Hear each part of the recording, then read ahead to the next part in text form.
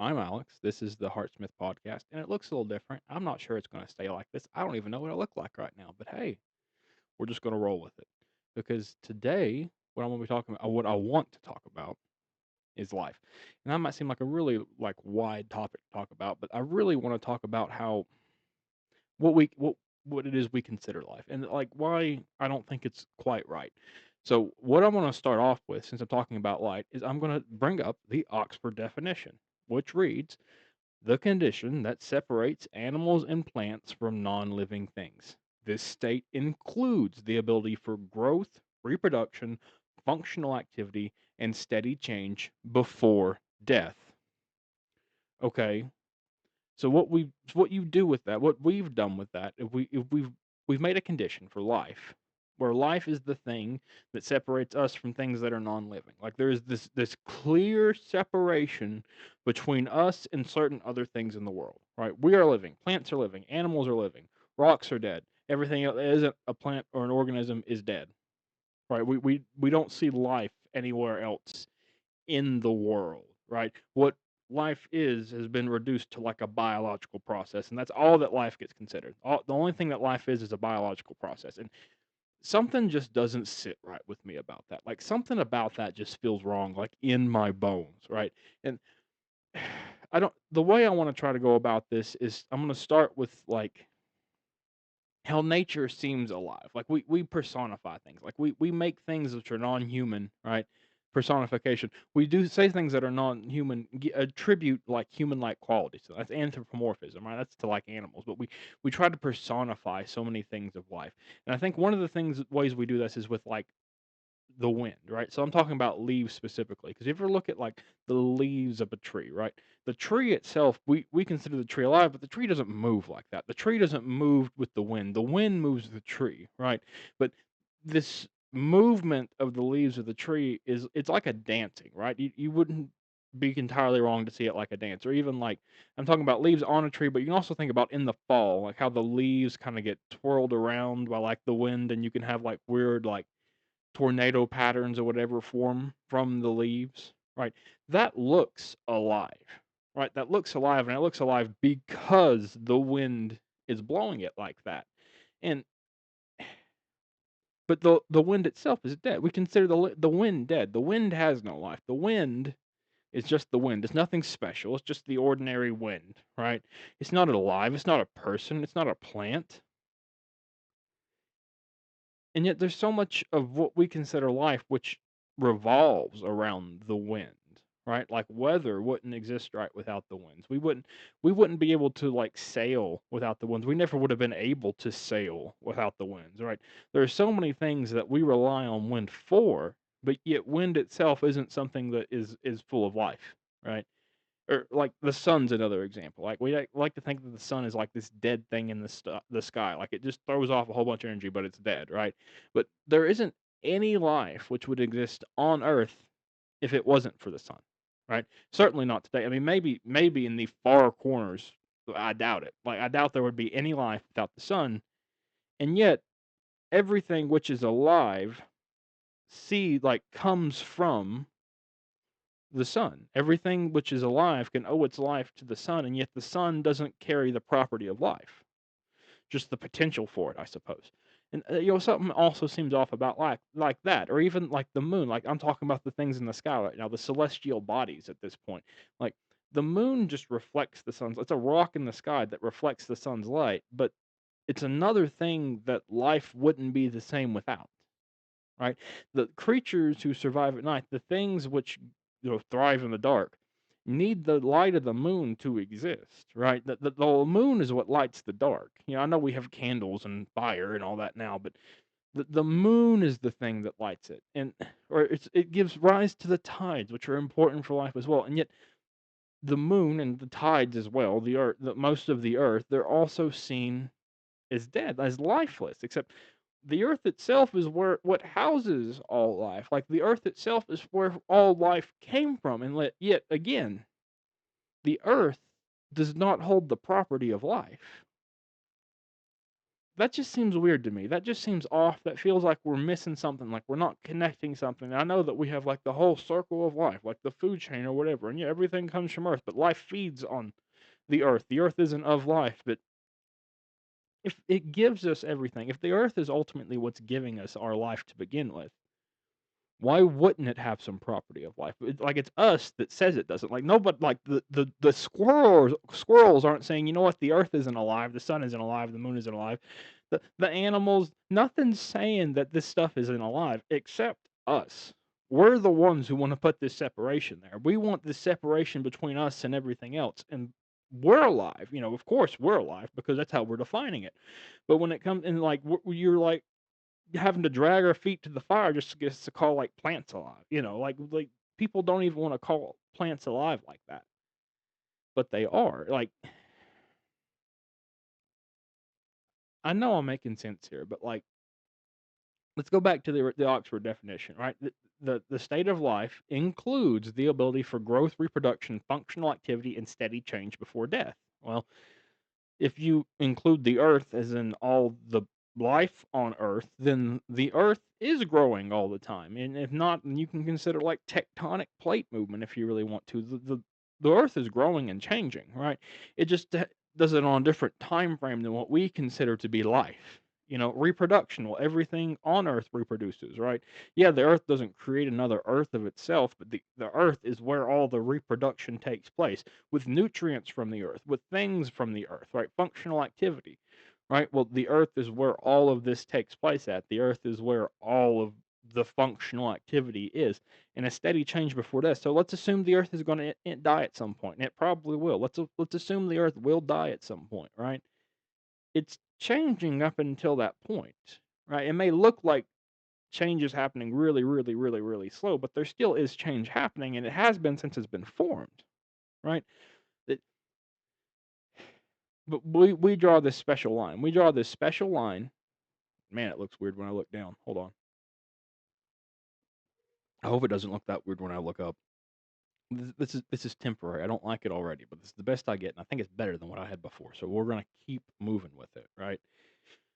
And you know, the Earth has been with life as long as life has existed. The Earth was essential to needing life, right? Like life came of the Earth, right? And I think on some level we got to like revere that. We got to look back to that and say like, hey, this is where it all came from. We need to like respect this, right? And now I know there's a criticism to this, and it's again it's somebody who had said this is already like I don't want to say brainwashed, but already thinking in from the perspective of life is what we say life. Life is this definition. Life is the plants and the animals. Life is in other things, right? But you might say the Earth is an inanimate object. It can't do anything. Everything happens on the Earth. The Earth doesn't do anything. Yeah. Well, the Earth is spinning on an axis, traveling through the universe, circling a star, which is also inanimate, just throwing off so much energy we can't even look at it without harming ourselves. And yet, the ones that are alive are us.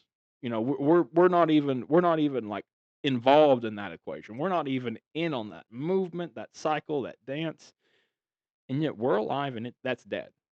You know, I just think we're thinking about things on the wrong scale. And I think when we think about things on the human scale, other things look to be things other than what they are. Like when we look at the human scale, we think we're the biggest things. It's like hubris, right? When we look at things from the human scale, we stop seeing the bigger picture of things, right? We stop seeing how we fit into the bigger picture.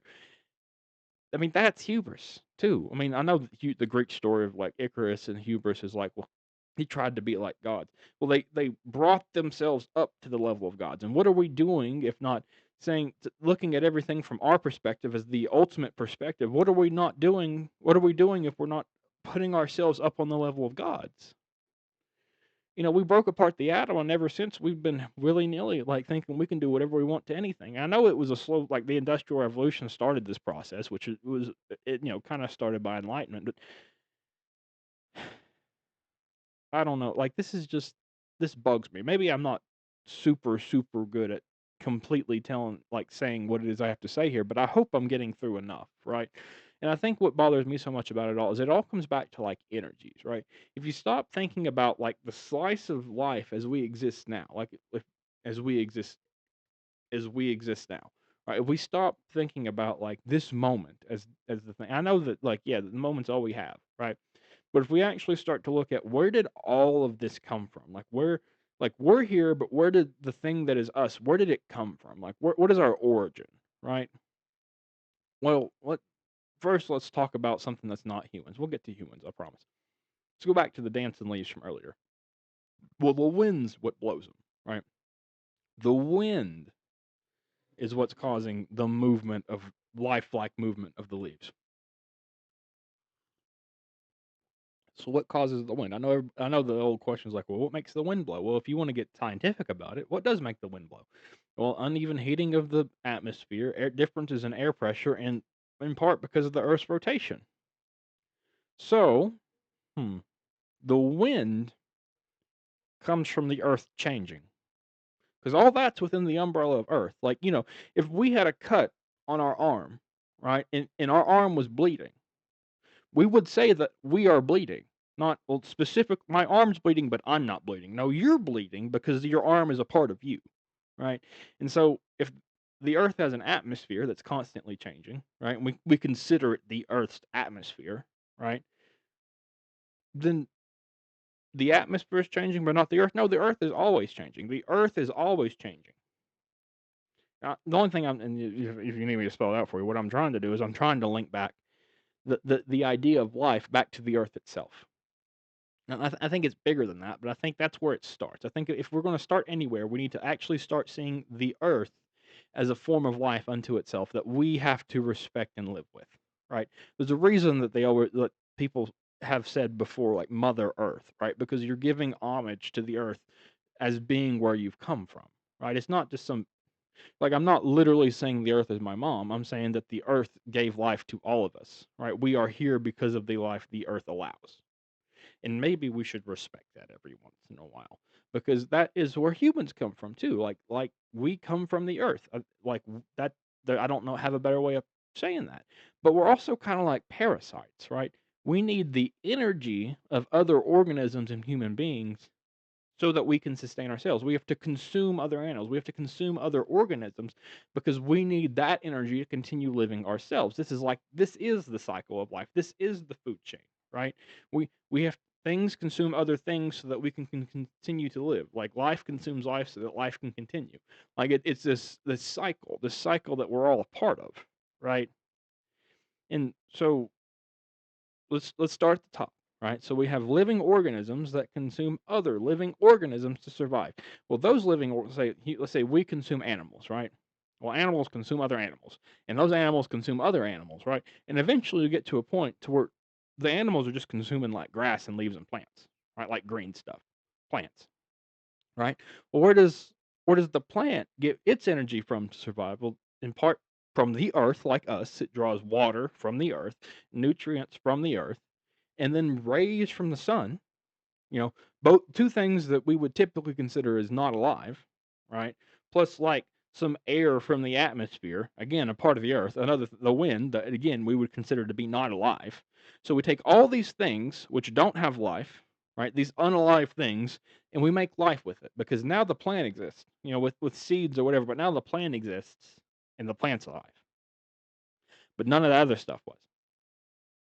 See, because you end up going back to a point. You always end up going back to a point to where either it's the sun or the earth or some combination of the sun and earth, maybe even the moon, that ends up being the ultimate source of the energy that we use today to sustain our life, right? It- And yet none of this stuff is considered to be of life. It's just fundamental to it, this stuff isn't alive. It's just fundamental to life. You know, life is a byproduct of it. It just seems like we have a really narrow idea of what life is, right? And because of this very narrow idea, we don't have the best idea of like where we don't have respect for it. We respect life even less because of it, right?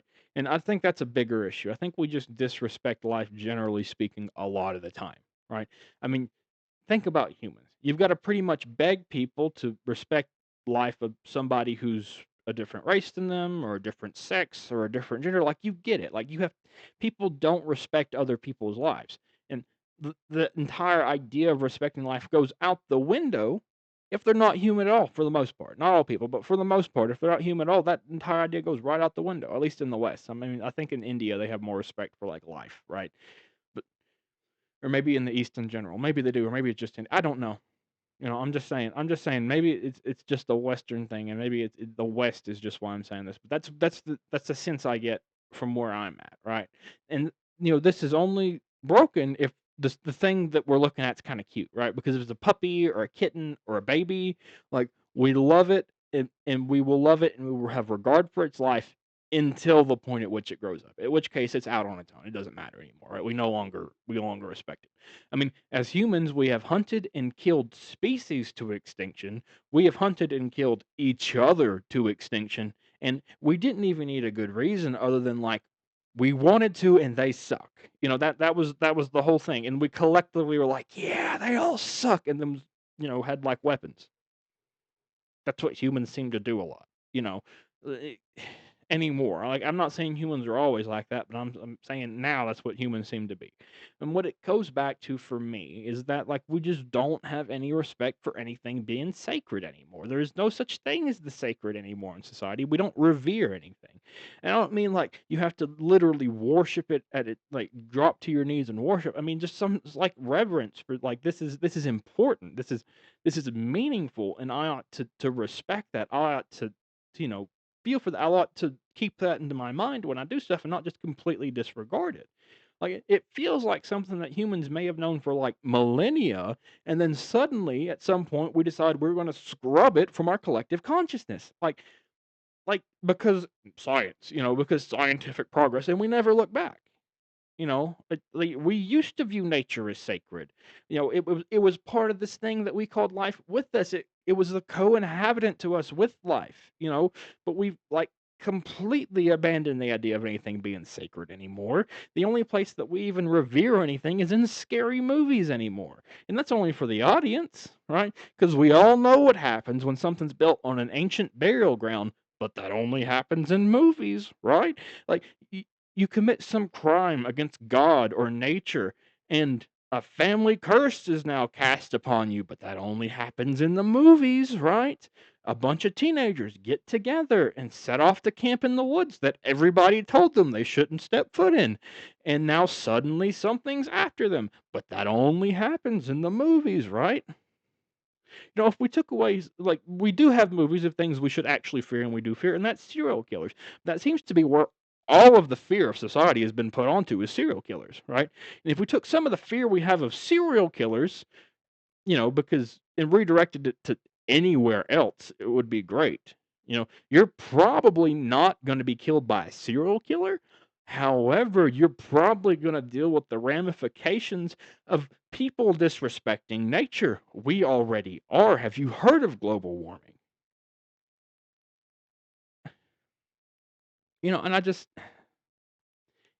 we've lost this kind of spiritual connection. We more than anything, like we've lost how we relate to ourselves and each other and the world. We don't see ourselves as part of like this bigger whole anymore. Like we don't see ourselves as part of this bigger story, this web, like taking part in the story of humanity, right? Instead, we see ourselves as our own authors within this little story, completely disconnected from the rest of everything. And yeah, on some level we are. On some level we are writing our own story, but our own story fits into the larger story of humanity, right? It fits into this bigger picture. And we're all connected from that giant ball of plasma that's like hanging up in the sky to the tiniest little blade of grass. There are ties which bind us all, if for nothing else, through the flow of energy, right? If through nothing else, right? And these ties, we ignore them more than we lean into them, right? And I think the world would be a better place if we just took some more time to sit and cultivate that, as I'm trying to do, as I hope other people will do. Because we don't just need to take that time to recultivate that connection between ourselves and others for us, even though we deeply need it ourselves. All of us do. We need it for the world, because the world itself, and I'm not talking about politics necessarily, I'm talking about literally the state of the world. Like in my lifetime, I can tell a difference between the weather. The weather has gotten crazier. I'm only 27. Since I was a kid, I can tell a difference. Like my gut is like this weather is crazy, and I'm just like 20 years old. Now, in my lifetime, I believe I've seen a difference, and that's just my sense, and it's probably not the only person's sense because weather anymore seems wild, and I can't think of anything that would large scale affect the weather patterns except for like global warming. And what is global warming? I said it before, but what is global warming? Oh, global warming is the consequences of humans disrespecting nature categorically, typically for greed and money. That that like we I'm not sure if we don't want to connect the two, but that's why global warming exists. Like, so how do we fix it? Oh, it's almost too simple. We've got to start revering nature more. We've got to start having more respect for things being sacred, more respect for nature. We have to stop trying to overrule nature, overrule the world, and instead try to live with it instead of over top of it. And that's not going to be easy. I'm not saying it's going to happen. And maybe we'll be pushed around at the point to where we'll have to do that. I don't know. But I just think everything would be better if we would just take some time to just try, try to have some respect for everything outside of us and stop just, I don't know, looking at the world and saying, you know what, it is what it is and it sucks, but it is what it is. And instead saying, you know, it is what it is, but what it is sucks. I think that's what we need more of. Okay, hopefully this didn't look like crap. Hopefully I look fine saying it. Hopefully I looked into the camera enough to like keep attention, you know. Hopefully I'm entertaining enough when I say this. But I think that's all I had to say for right now. I've been Alex. This has been the Heartsmith podcast. We've talked about life and peace.